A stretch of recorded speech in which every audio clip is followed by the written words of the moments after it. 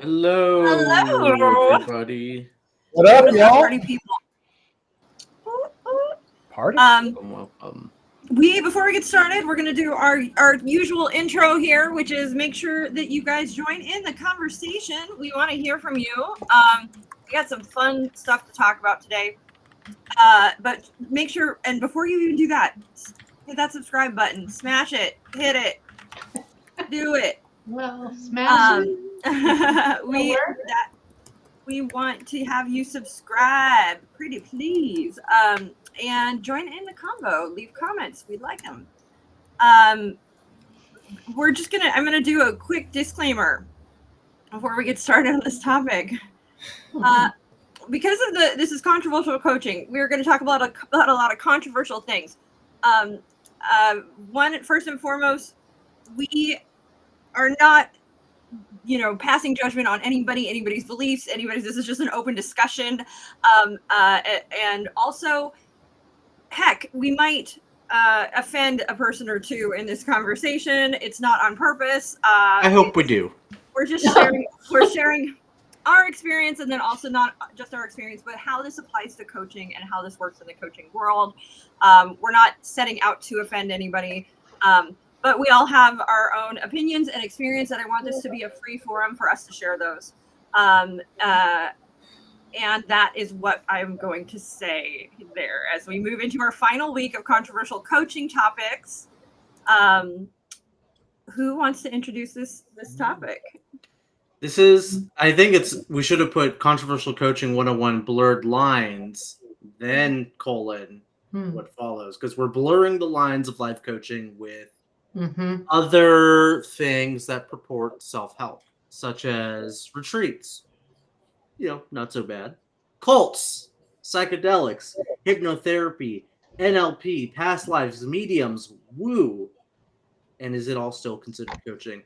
That'd be funny to imagine somebody who says, I'm the woo coach. I know this is all BS, but we're going to do it anyways. I bet it exists. I bet the woo coach exists. Yeah. Well, there's different kinds of woo, too. Like, there's the spooky woo-woo, like the woo, but then there's just woo girls who are drunk at a bar, right? So, like, that could go different ways. I never heard that put that way. A group of girls gets together and they have a few drinks and they start going, woo! Oh my gosh. Even looking at the title of this, is this still coaching? I feel, as I was reading through this is going to be one of those lives where it's going to be virtually impossible to answer this question with some kind of straight semblance here, because just think of the word coaching. If y'all are here looking for like a definitive yes or no answer from us, I don't know that you're going to get it. So let me just preface that here.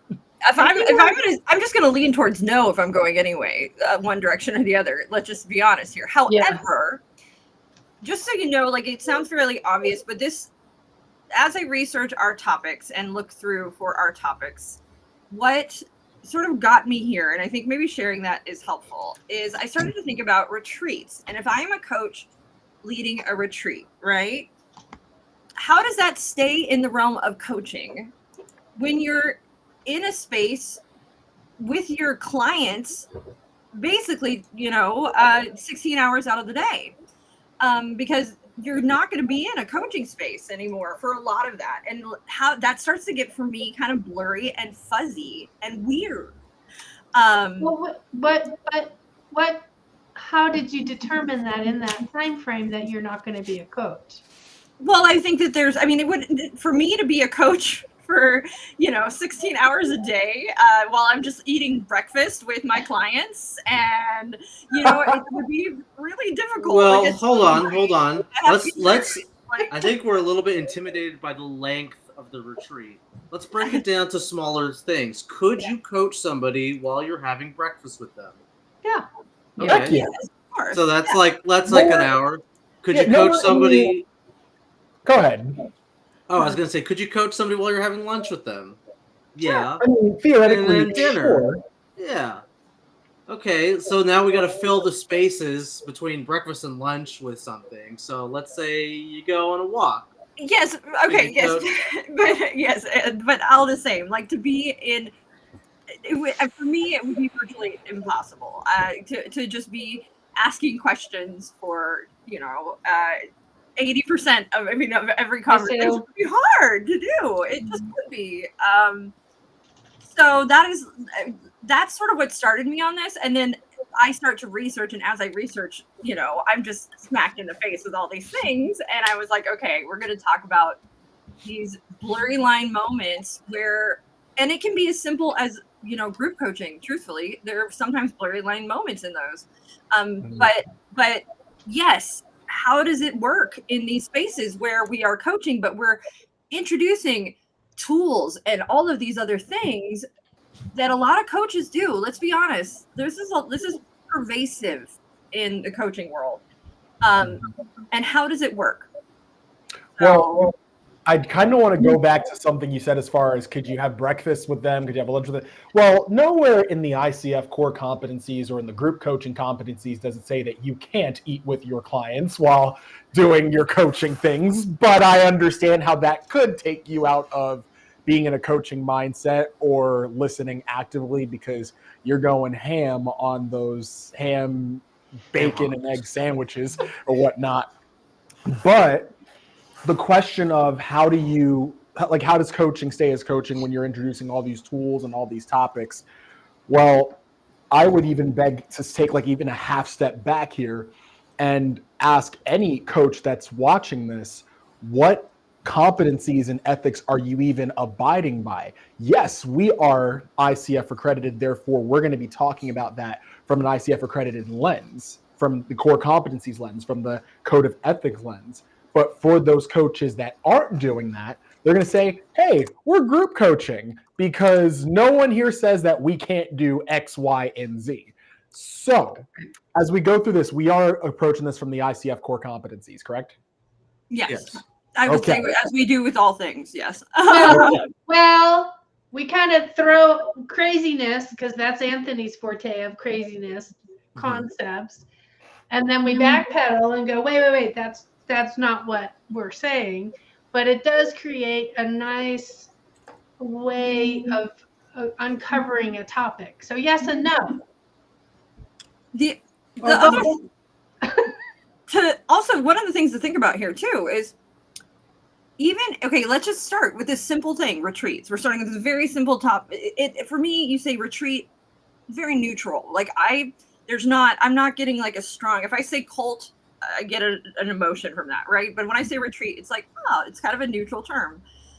But can you imagine being the coach in that situation, and you've brought with you 8 clients for a weekend, and the rules we would have to follow to keep your coaching hat on the whole time.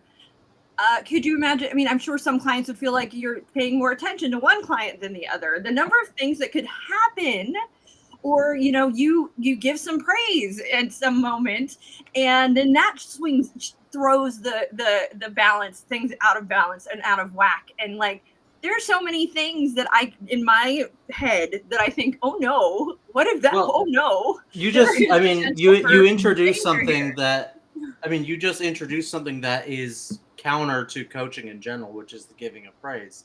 Yeah. I theoretically think it is possible you can coach the entire time, and it is a matter of what you don't say and what you do say to people in terms of, you could set the coaching, let me take a step back. You could imagine it as one long coaching session from beginning to end.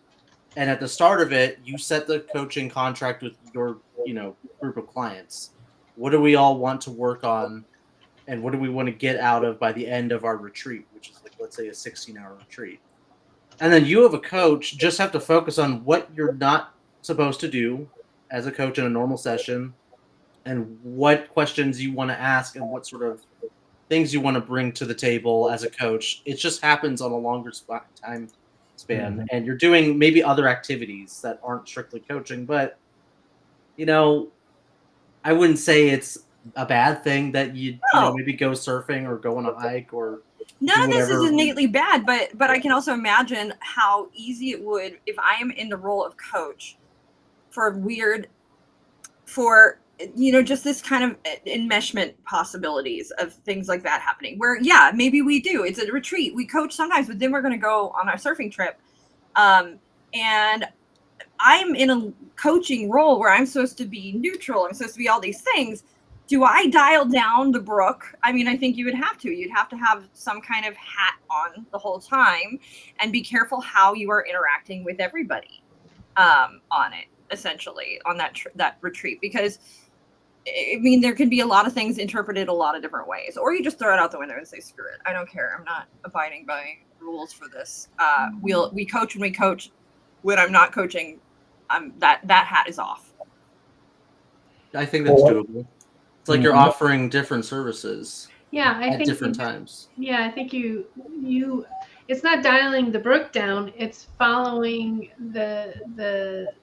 it's still following the session contract. I mean, that even if it's over a few days, you still have that's a session contract on the things you do and the things you don't do.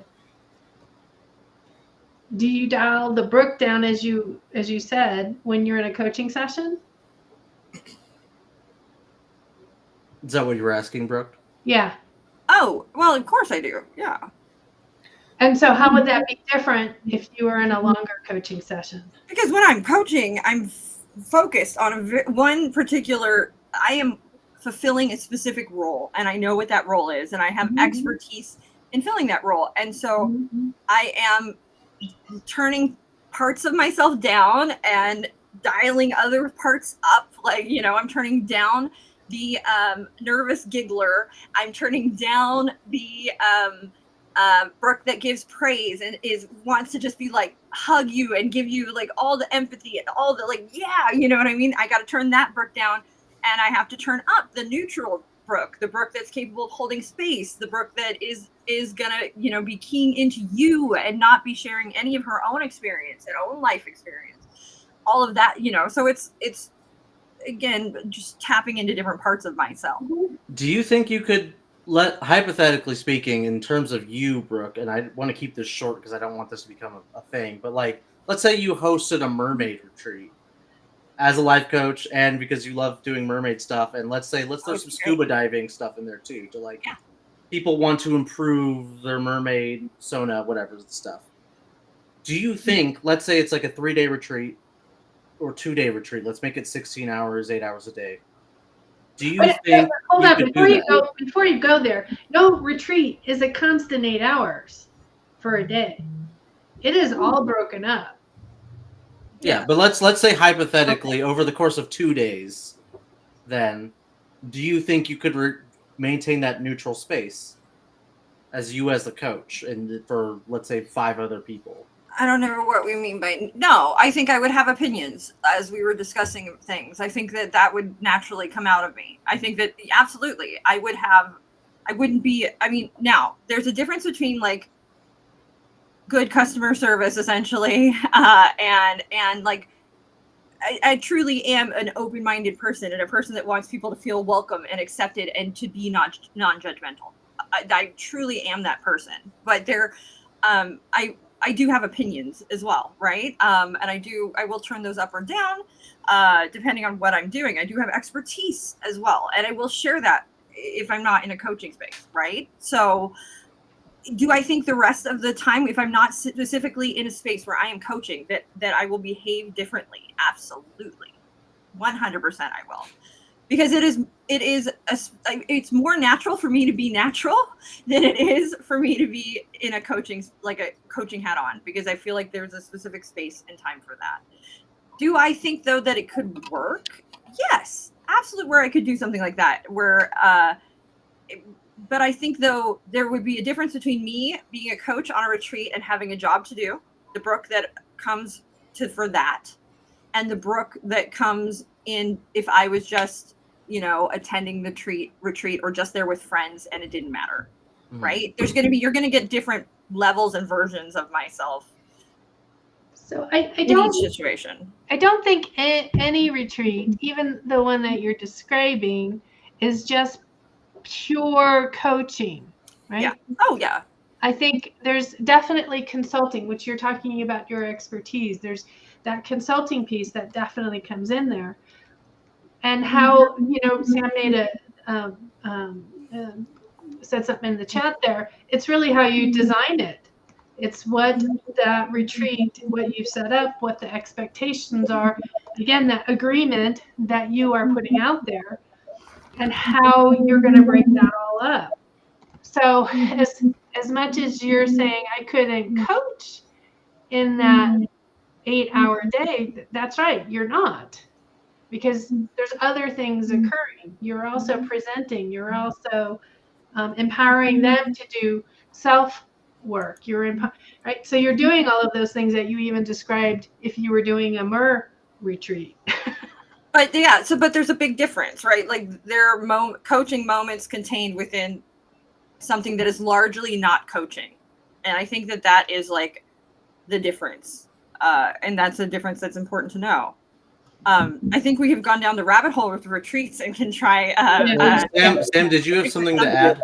I did actually. To Lisa's point, because I put in there what's the agreed upon format before the retreat happened.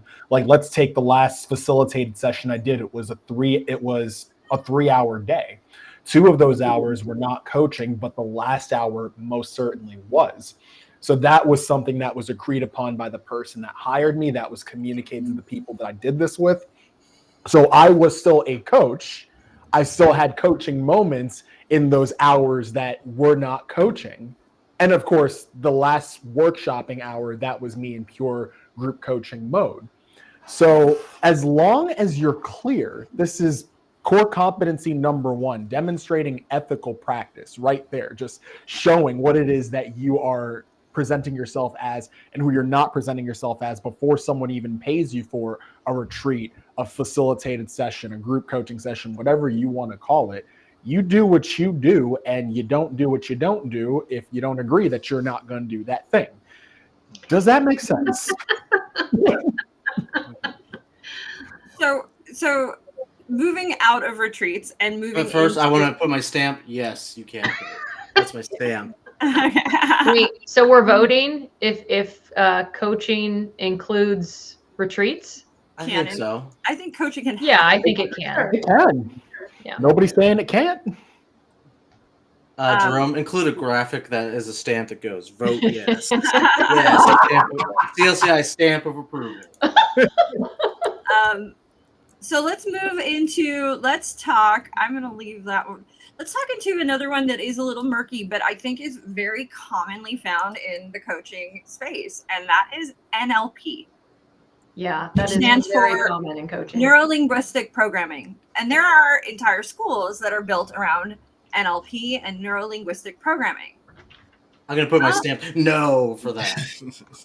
How Even though the does ICF would disagree. ICF approves that. So yeah, ICF disagrees with me and they approve it, but my stamp is no. Can I ask you why, Anthony? To make it short, and I know Brooke was about to say something, NLP stands for neuro-linguistic programming.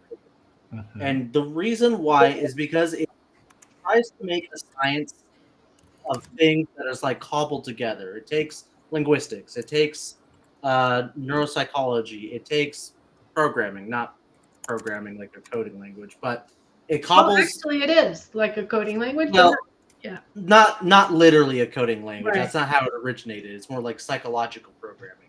Yeah. But it takes the things from those fields that are sciences that are still contested to that day, tries to create a new theory of the mind, and then tries to sell it. And the things that it tries to sell and say as a science aren't proven, or they're not scientifically sound yet. That's not to say that it's untrue, but it's presenting something as a science that has not been proven to be a science yet. And even though we include some things from neuro-linguistic programming that seem to work, we like using them in our coaching sessions, like mirroring, for example. But we're not saying that it's a science, and we're not saying that 100% this will work because it's proven to be true. And I don't think it's ever been fully approached in a scientific way, essentially. Like, it is a bunch of cobbling together of a whole bunch of theories about the way that human beings work. But there hasn't been like things like double-blind studies done, and like all of things of that nature that most things, if they are to be presented as a science, would be expected of it to be an actual science. So it is largely considered a pseudoscience. Yeah. But it would take things that, I'm speaking from the linguistic point of view, but it would take things from linguistics that linguistics still don't believe, or they used to believe, but now they don't. And probably same with the neuropsychology people, where it's hotly debated in their field. I don't think it's beneficial to say this is true and a fact, and I'm selling, coaching based on the stuff that the actual scientists don't agree on. Makes sense. So, yeah, go ahead. I think that NLP as a whole is questionable, but I do think that there are elements of NLP that are perfectly fine. Like, just in looking it up, anchoring. Like, we all know what that means. Like, anchoring in a concept with something, Can you explain it for people who don't know what that means, though? So, I mean, there could be many examples of it, but let's be fair, though, too.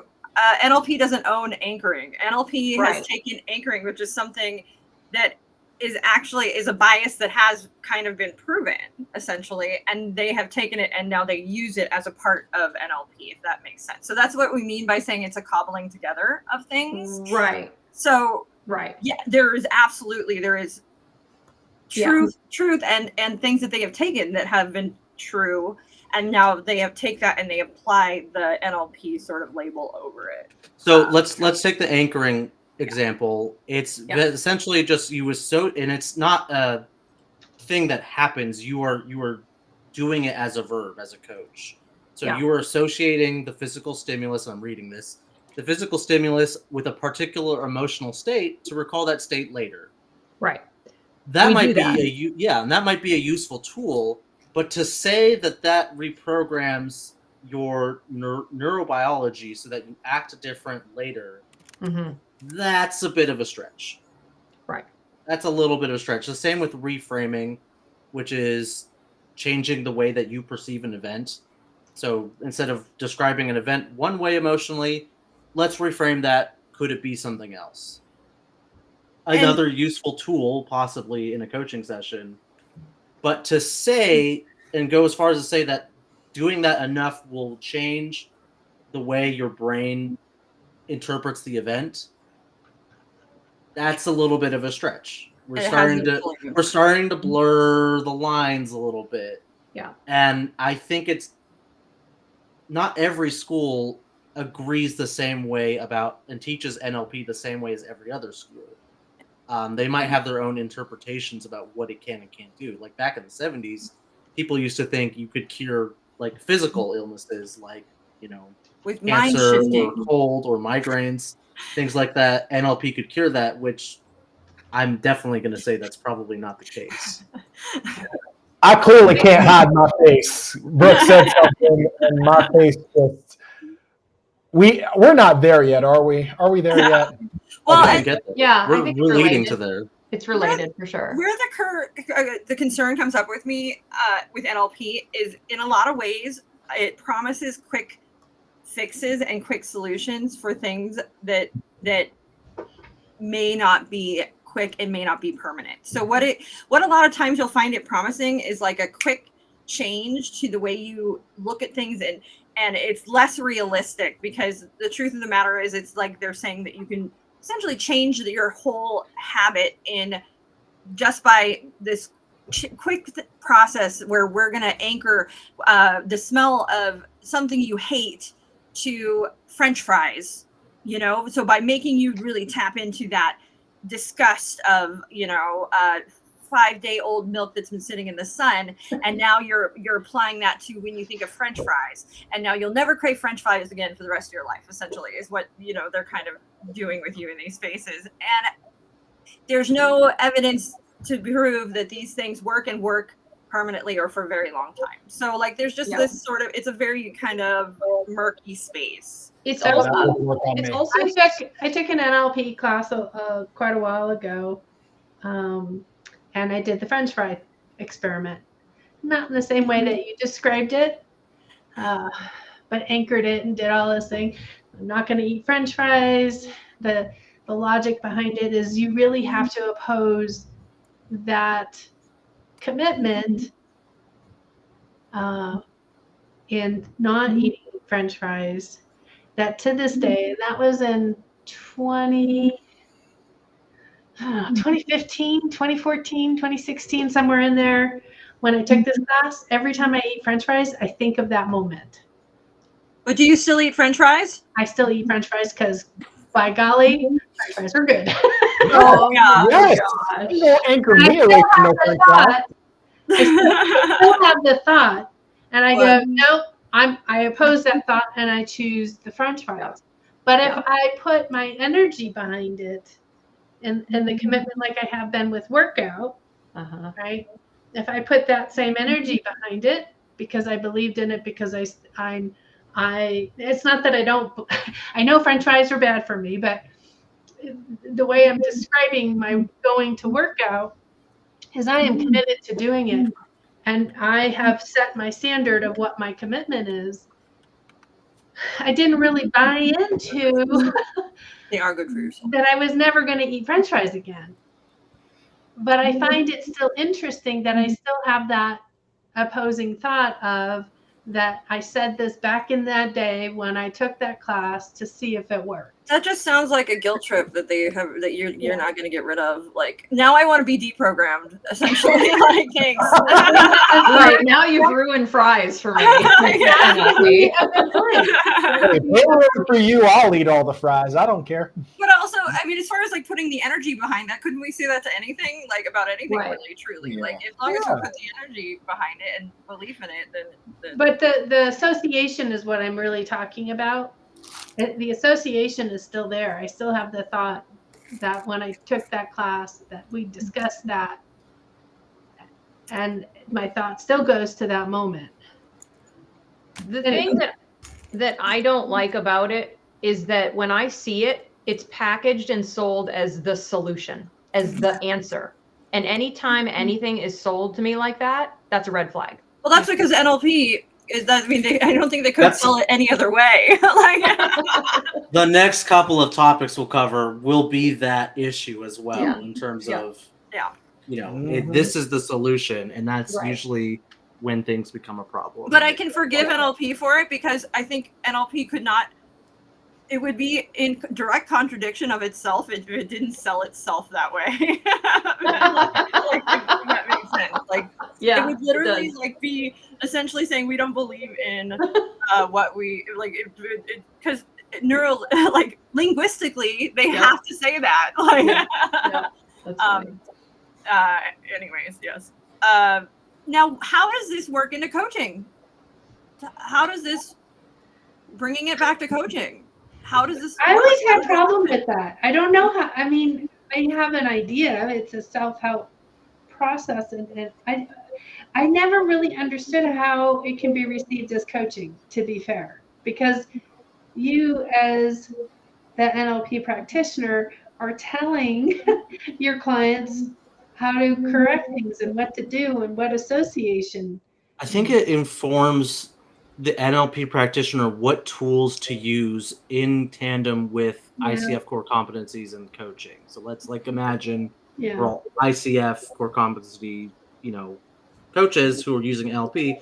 We're not advising, we're not telling people what to do or how they should change their behavior, but it informs me of what questions to ask as a practitioner and what I'm doing in my coaching sessions. So for example, if I'm going back to the reframing and somebody's telling me a story about, why they couldn't achieve a goal or what block that they have that's coming up, I could ask them as a coach to reframe the event.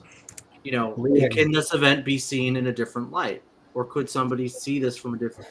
I'm probably doing this badly, but reframing happens in coaching sessions. I think that just makes it so easy to start asking a whole bunch of leading questions, and therefore you're taking ownership of the client's journey rather than letting them self-discover at that point. I feel like in some ways this is a place where ICF hasn't had the courage to reevaluate, essentially, like in some ways, because it's so ingrained in a lot of, but the one space I think that maybe I could learn in this is to learn sort of how perhaps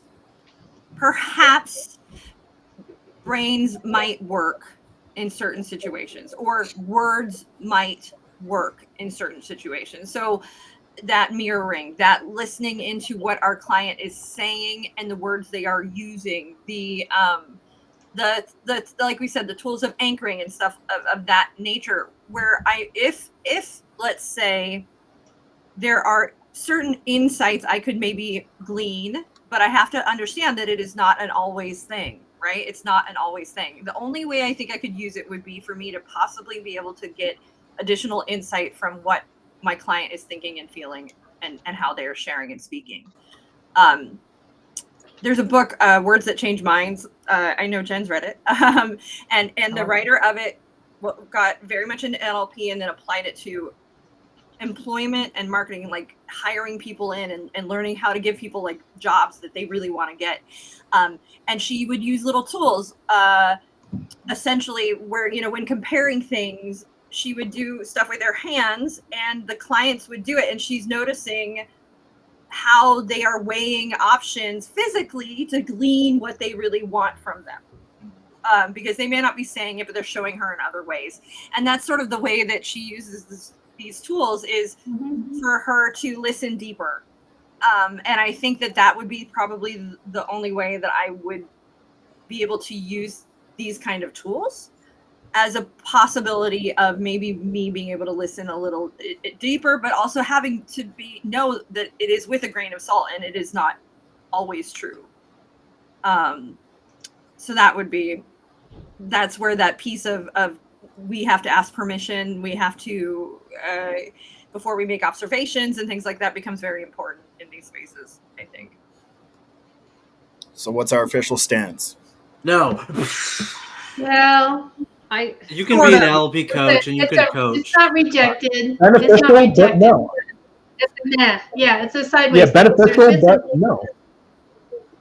Yeah, agree. There's elements that can be involved in coaching, but as a whole, no. It's manipulation too, which is a big part that I don't like. Like I'm essentially that's a whole nother conversation that we can have too. So to be honest, I think you can do NLP coaching and be a coach, but your assumptions about how it is working is wrong, is what I believe. Mm-hmm. You might get the client might get the desired results, but the assumption of how they got to that from you as a coach is probably incorrect, is what I think. Mm-hmm. Moving on. Let's move on, and can I add one more thing before we move on? Yeah. One of the things that I noticed too when I took these courses is that, let's call it the client. The client always gave credit to the coach or NLP person for their success or failure, especially success. Always gave that, which I don't know if we're going down to that cult and guru effect. A lot of the times it felt guru-ish in those moments. It's definitely a big part of NLP is and that's that manipulation piece that comes in that I really don't like. And where it's just taught how to manipulate a system to make sure that you are perceived as essentially the alpha, the expert, you name it. Giver of knowledge. Yes, and that's actually a very big part of what is taught in NLP. And icky, and really icky, especially, and it draws people who are narcissistic, and I don't like that. And want to be those cult leaders. So let's talk about this next one, and I'm just going to say it. This is a topic that is near and dear to my heart. Psychedelics. Wait a second. Did we skip mind shifting? Oh yeah, no. Yeah, Sam is let me. I'll start and end mind shifting. No, it is not coaching for several reasons. Number one, it says it's not life coaching. Yeah. Number two, it is way too problem focused. It's like, why talk to your Quick, clients? what is mind shifting? Well, go on mind shifting. Oh, I can't. I don't know their actual. No, don't do that. However, what I have seen, and I've actually tried having a few conversations with the owner. It's not been successful, but it is apparently a mind clear. It's a clearing method using, I think, 5 or 6 different domains to help the client make their problems vanish within 5 to 10 minutes. That's about all I've got on that. Now, hold on, I see law of attraction. It tells me all I need to know. Their clients, their problems will vanish, poof, and they and will. that leads into why it's not coaching. Suddenly, they'll have $1 million in their bank account and not have to. But if they truly believe in it and it works, Well, there's nothing Yes, wrong. they can believe in it. I can believe in the tooth fairy. That don't mean it's coaching. So yes, listen, I can believe in mind shifting, but it ain't coaching because again, they say it's not coaching. Number two, it's way too problem focused. It's like they're coming like clients are going to come to you with these problems and you can make them vanish within 5 to 10 minutes. You can make them vanish? No, it's not on you, coach, to make the problem vanish. It's about helping clients self-actualize, help them self-discover, combine their theories or whatever theories are out there with the practical application of what they need to do to solve those problems. And I say again, mind shifting, way too wacky. We I think I'm going to say, you correct me if I'm wrong, we believe that we become who we are today because of the work we've done. To take those out and just get rid of it, what are we losing of ourselves? Probably you can't. You can bargain no for it. substance in it. Yeah. What'd you say, Jerome? I said there's no substance in it. It doesn't sound. No. It's like, and one more thing to that. They say it clears the problem in 5 to 10 minutes, but the one thing I kept on trying to press for is what research is there that says those problems stay away? Are you just coming down? Are you just putting on rose-tinted glasses, or is this something sustainable? And where is the data and proof that says that? If you can't show me that, I ain't gonna believe you. So that's all I got to say about that. That was the reason why I had that face earlier, ladies and gents, and everybody. Mind shifting sounds like it'll make you a little delulu, and then it will become true because, well, you know, if you believe it, it'll become true. You said it, not me. All you gotta do is believe. That's it. It's just the belief. That's it. Hey, there's nothing wrong with belief. That's important. But just like we said in last week's live, it can't be the only thing you anchor on. Exactly. All right. Now, can we talk about? Wait. We gotta give it an official stance of rejected. If my toes had a thumb, it would go down too. So Sam's mom is watching this. Let's say hi, Sam. Hi. Oh yeah. My mama's here. Hi, Sam's mom. Mama, what's up? Hi. My mama's up in here. Gabrielle, right? She's Gabriella? Gabrielle goes, I love you, Mom. Thank you for watching. That's awesome. All righty. So let's talk about our next topic, which is psychedelics. We're pushing for that topic. Sheesh. I'm gonna say no. No. Immediately, no. Psychedelics is not coaching. It is not coaching. Well, doing psychedelics, I'm assuming psychedelics and coaching. Is there anything in the code of ethics that says you can't be under the influence of anything while doing coaching? I don't know. There is. I don't think there. Do you think there is, Jerome? I don't think there is. I don't think there is anything that specifically calls out. So if our clients wanted to, I mean, it's up to us, really, right? Yeah, because what the ethics and the competencies are for us, and for us, and how we behave and how we act and what is proper. It doesn't say who or how the client has to be.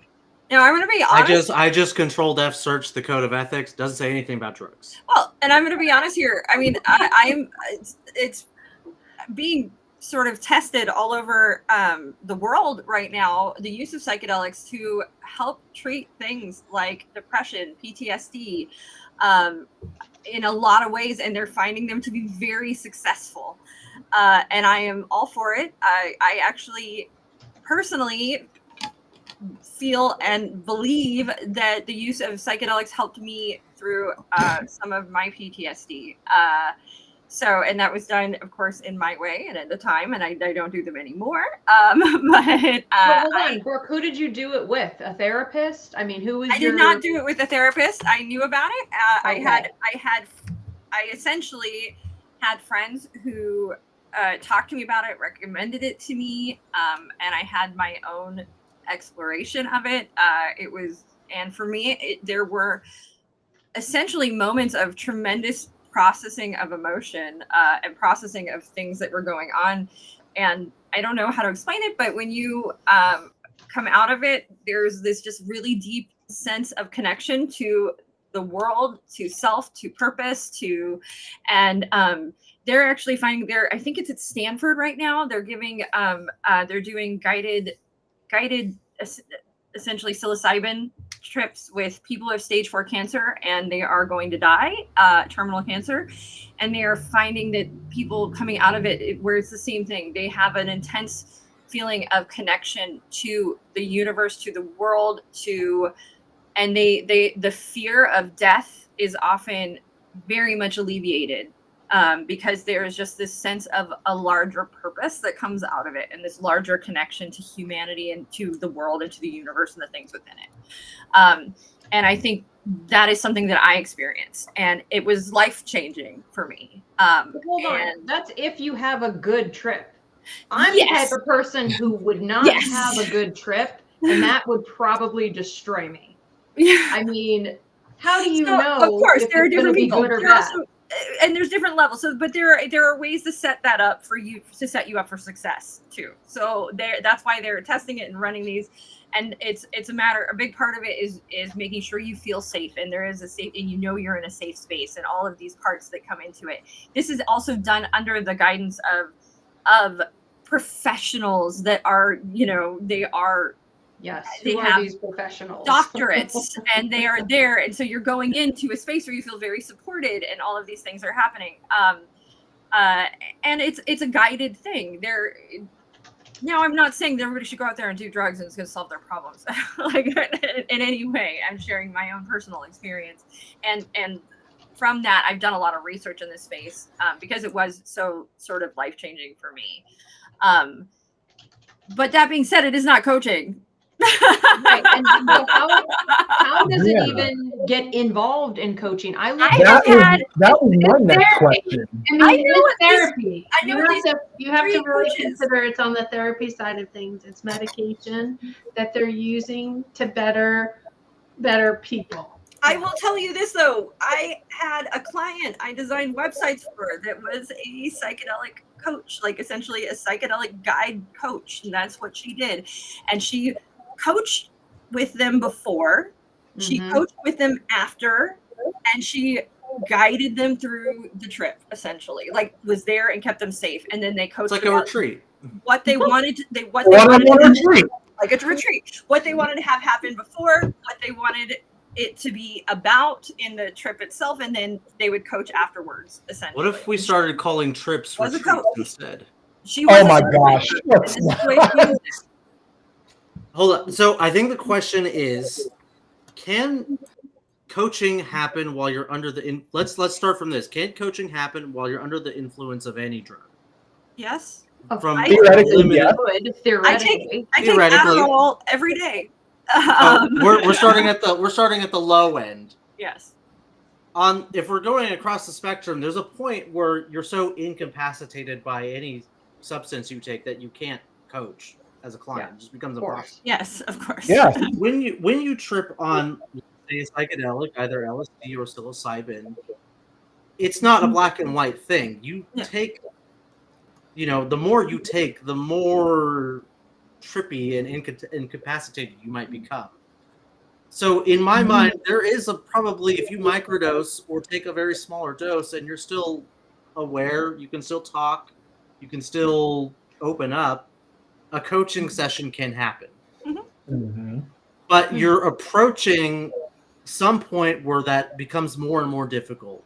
And if you're the coach, you don't exactly know how much your client can and cannot handle. And really, you're starting to blur the lines of what is maybe even legal. For me In some personally, I'm not going to drug test my clients before, I'm not going to be like, okay, did you pass your drug test? Okay, we can coach now. Like, that's not going to happen. It's going to be a matter of, are they showing up and are they behaving in a way that is coachable? And so that's going to be up to them.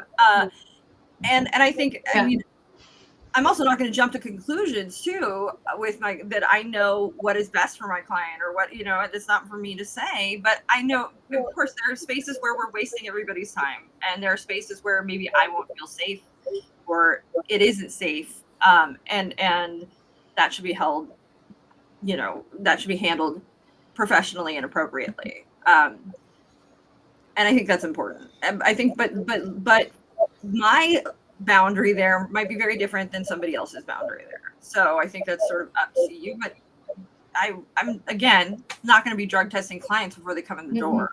So. And I've had some definitely share with me, but they were very coherent. They were never in a place where they were in that other space where it's not coachable. They were very much in a space of being coached. So let's put a maybe stamp on this one. Man. Okay, wait a minute. Psychedelics coaching? No.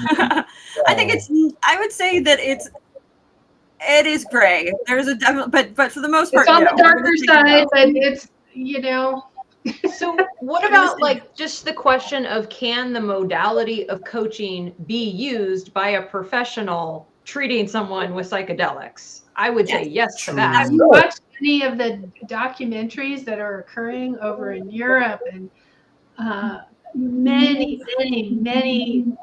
scientific double-blind studies and all this good stuff? Yeah, they're doing tons of testing right now. Tons of testing and finding it to be very supportive of an individual who suffers, the PTSDs, the really untreatable kinds of. I mean, yes, it's pretty impressive. Like, go out there and read about it. If you stop thinking of it as a drug and start thinking of it as medicine. A medicine, essentially, it makes things, or which medicine are drugs. But I would go the opposite way. But if you have somebody who is suffering from, some kind of mental health issue, they are depressed, and they're on a specific medication for that, and that medication is what allows them to function and then show up and be coached. It's the same thing as sort of for me asking, can I coach somebody who suffers from depression? Absolutely, if that depression is being treated and it's being treated professionally. I don't as the coach, need to know the specifics of that treatment.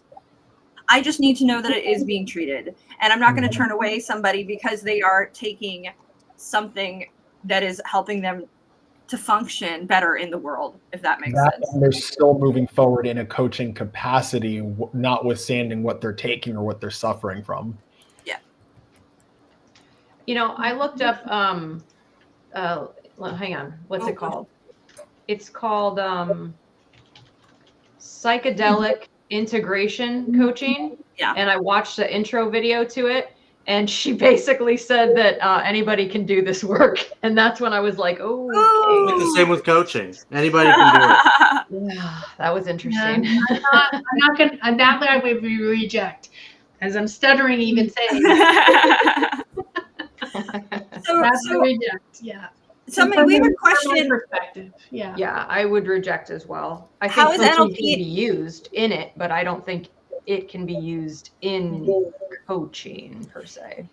So we have a question. So how is NLP and hypno coaching not coaching essentially? So because this is something that is very common. We have a lot of people who are hypnotherapists that come through and they are and again, NLP kind of, I don't think anybody's signing up like I'm going to go in. I don't know. Maybe it's true. I'm going to go in to get for NLP, like an NLP session. Does that happen? Is that a thing? I'm sure it does. I had no idea. I had no clue. But I just figured everybody who was NLP was calling themselves a coach. Strictly speaking, NLP preceded what I imagine what we consider modern day coaching. NLP was something that was a field of study in the 1970s that still continues to exist today. People have happened to marry the two together with life coaching and NLP. And I think we discussed earlier. I think it was more in the 40s, to be fair, but yes, go ahead. Even more. But to marry them together, I think we established, yes, you can do NLP and coaching together, but NLP itself is not coaching. Right. You need to induce coaching into it so that they work together. Now, we haven't discussed hypnotherapy. Now, hypnotherapy, and we're gonna get stuck down a rabbit hole with a very little amount of time left. I think hypnotherapy is much in the same way that with any of these things is a separate modality. It's a separate. Yes. So, just like leading a psychedelic trip would be a separate modality from coaching. They're not going to happen in the same space. Right. Hypnotherapy is going to be a separate contract, a separate thing, I would imagine. I would guess. I'm gonna take an opposite stance on this. Not that I necessarily believe hypnosis is real. I'm on the fence about that. But we've already established that coaching can happen when you're under the influence and like in a different state of mind. Now, depending on the amount you take, it becomes uncoachable. But we've already kind of established coaching can happen when you're in a different state of mind as a client. If hypnotherapy is real and you can enter a state of hypnosis where you're more open to suggestion or you're in an altered state of mind, I'm still of the opinion if that is true, coaching can happen with hypnotherapy, or let's just say hypnosis, not hypnotherapy, because that's probably its own modality with therapy. But I think hypnosis and coaching can occur. Don't know if hypnosis is a real thing, though. Well, it's kind of up in the air. I don't know enough about how hypnosis works because to my understanding, when somebody is hypnotized, they're not really talking, right? They're not really responding or answering. They're like, you're putting in suggestions essentially. Not necessarily. I've had a hypnotherapy session where I was just really, really, really calm, almost like in a dreamlike kind of state. And I was recalling a past trauma. It wasn't a good experience, I can tell you that. I didn't go back after that. but yeah, I was awake and I was talking. But it was, it was not my cup of tea, that's for sure. At least the practitioner who did it. I think it would be hard though. I don't know. It would be such a very gray space to be in. To be like, I have hypnotized you. You're open to suggestion, and now I'm going to ask you questions. And maybe a more honest self comes forward. I don't know. In that, here's like if you're drunk. I'm glad you brought that up, Brooke. As far as like an honest self comes forward, because I was asking this question in the chat concerning what was it? Psychedelics. Like, what if under the influence of something there is some romantic attraction starts happening? Now you have to look at that compared to where it says in the ICF Code of Ethics concerning not having any romantic or sexual relations with clients and being present and being mindful of the level of attraction that exists between the coach and the client, whether it's coming from the coach, whether it's coming from the client. Yeah. At that point, sure, could coaching happen under a state of hypnosis or psychedelics? Sure. But at what point does it now become inappropriate because someone's real self is starting to come out, or other buried feelings, or whether it's real or not? Just what does, I don't know. Could that you're happen? saying that could that, yes, the practitioner in those spaces need to have a very secure, sound boundary and help that client through that moment.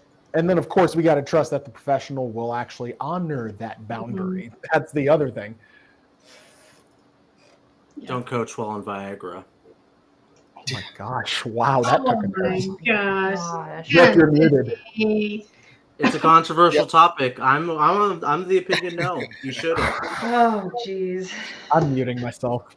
Do we have any others to hit while we're still? I mean, we're at the time. We're at time, so But wait, we have to answer what our opinion is on hypnotherapy. I feel like and they should be coaching. separate, but that's maybe because I don't know enough about it. Hypnotherapy, no, because it's a separate modality. Hypnosis and coaching, I'll say yes. I think you're a hypnotist, you're in hypnosis and working in hypnosis that you utilize coaching skills, yes.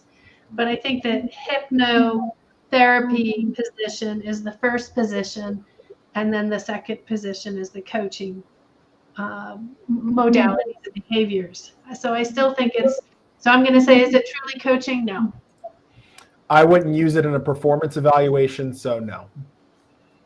I think that you can absolutely put someone into a state where they're altered, whether it's through whatever hypnotherapy, hypnosis, whatever it's called, and they can be coached. I do think that that's possible. That is not something that I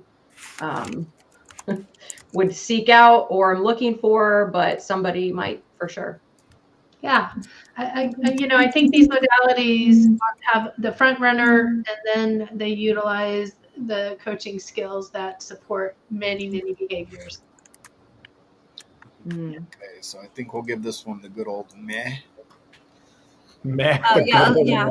I mean, it just, again, this is why it's like there are blurry lines here that happen, and I think it's the responsibility of us as the coach to make sure that we are always being very clear with what is going on, with what that expectation is, with just all of this should be handled with a great deal of clarity and integrity, and just being very upfront about everything happening. Yeah.